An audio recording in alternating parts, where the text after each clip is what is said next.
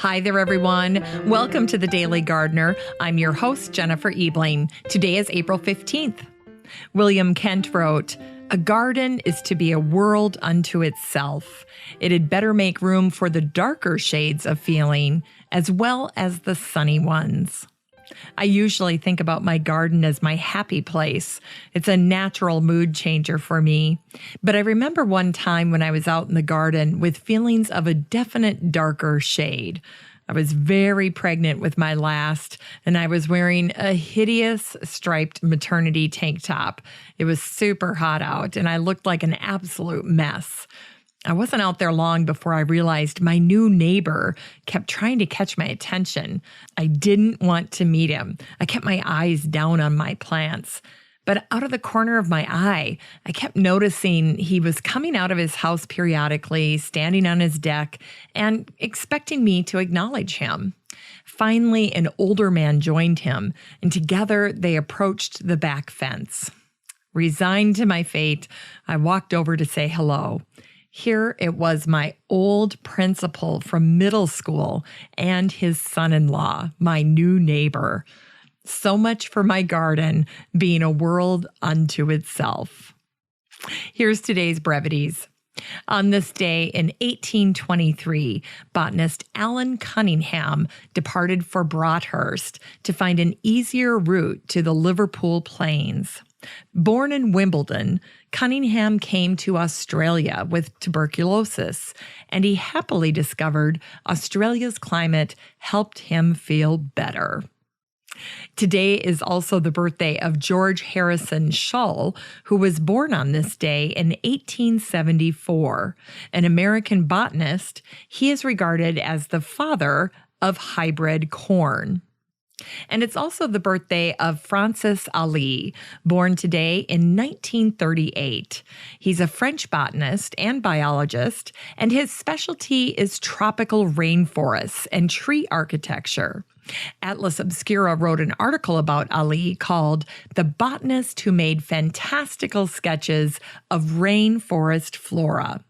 Ali's work in his book, The Atlas of Poetic Botany, is otherworldly, possessing an almost Seussical charm. Of equatorial forests, Ali says they are full of magical allure and little marvels. Check out this passage from the Atlas Obscura piece on Ali.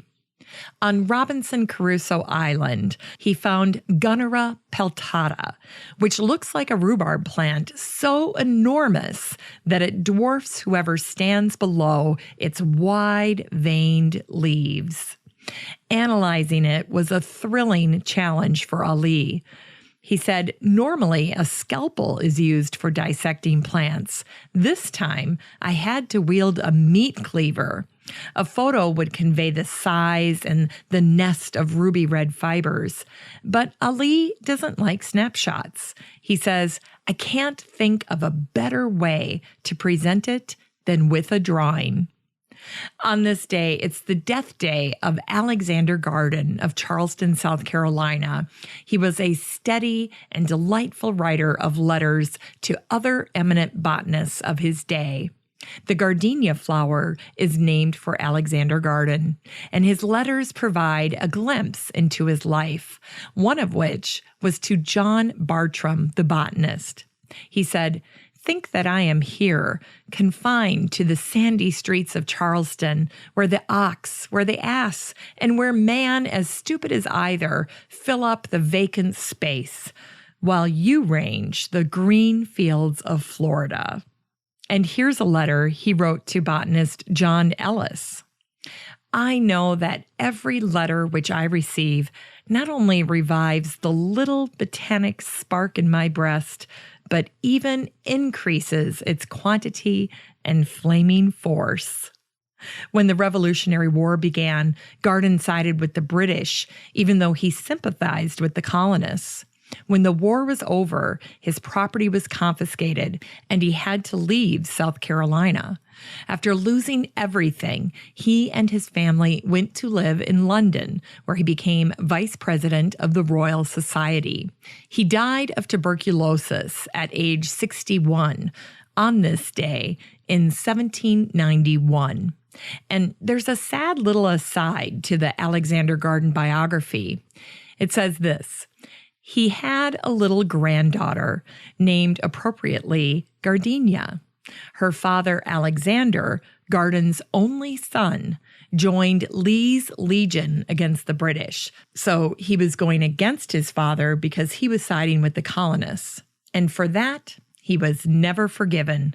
Nor was the little girl, his granddaughter with the flower name, ever received into her grandfather's house.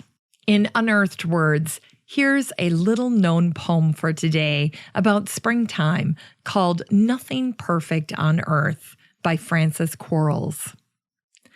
Even as the soil, which April's gentle showers have filled with sweetness and enriched with flowers, rears up her sucking plants, still shooting forth the tender blossoms of her timely birth. But if denied the beams of cheerly May, they hang their withered heads and fade away. Well, I would be remiss if today's book recommendation wasn't The Atlas of Poetic Botany by Francis Ali. The description of this book says that it invites the reader to tour the farthest reaches of the rainforest, guided in these botanical encounters by Francis Ali, who has spent 40 years in the pursuit of the strange and beautiful plant specimens of the rainforest. Ali's drawings represent an investment in time that returns a dividend of wonder more satisfying than the ephemeral thrill of a photograph. For today's garden chore, I can't let tax day pass us by without suggesting that you get with your significant other and negotiate your budget for the garden this season. Pick a number and try to stick to it. Base your number on reality so that you can get honest about what you actually spend in the garden. And remember, it's never good karma to bring shame about overspending on plants into the garden. Finally, here's something sweet to revive the little botanic spark in your heart.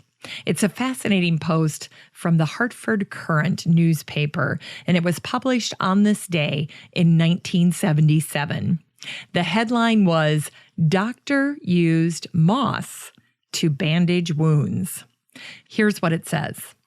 Sphagnum moss, used by florists to keep seedlings and stems moist, was used during the Revolutionary War to bandage wounds, and as recently as World War I. Acidulous preservative water runs from the moss when squeezed, and no matter how often it is squeezed, it never becomes dry. The perfect bandage.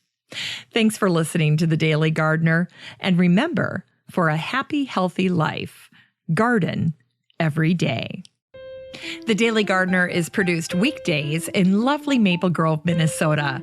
You can find complete show notes over at the website at thedailygardener.org. And be sure to share the show with your garden friends. You can find The Daily Gardener on all of your favorite social media, Instagram, Twitter, Pinterest, and of course, Facebook. And while you're over at Facebook, don't forget to join the Daily Gardener community. Just search for these 3 words, Daily Gardener Community, and then the group will pop right up, and then you can request to join. Finally, I want to thank my team over at Podfly Productions, where my fabulous editor is Eric Begay. Have a great day in the garden, and we'll see you tomorrow.